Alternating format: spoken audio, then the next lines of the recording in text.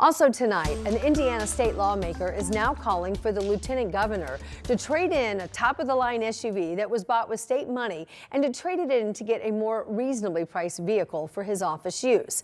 So this is the kind of purchase that soon would be illegal under a new legislation that was just signed into law this month. Rich and I talked to the state representative who has recently engaged in a social media war with Micah Beckwith over his ride bought with tax dollars.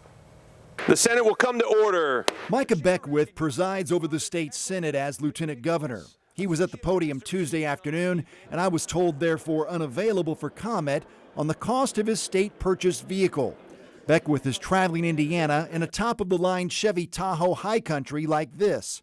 State records show the SUV was bought in February for almost $88,000. State Representative Mitch Gore-sponsored legislation passed this session that says state offices can only buy standard model vehicles and no vehicles from a luxury brand. It just says that if you get a Tahoe, it can't be the highest trim level like he got, right?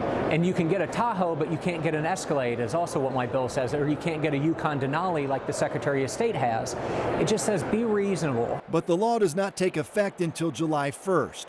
The Office of Secretary of State Diego Morales bought a $90,000 GMC Yukon Denali last summer. Representative Gore says that under his legislation, a state agency purchasing a vehicle like the one the Beckwith office is using will be illegal. It was so expensive, he could trade it in at a slight loss, buy a brand new base model, and the state would still come out ahead. So that's what he and the Secretary should do. They should return these cars, get a reasonable one, return some money to state coffers. Gore and Beckwith are trading barbs on social media. Recently, the lieutenant governor said that he was thinking about trading that high trim level Tahoe for a Cybertruck, and on Twitter, I dared him to do it.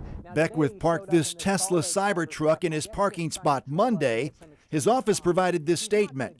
The lieutenant governor wants to show President Trump and Elon Musk that Hoosiers support everything they're doing. At the State House, Rich Nye, 13 News. Neither the Tahoe nor the Cybertruck were parked at the State House today. The Tesla Cybertruck appeared to be borrowed, not a new state purchase.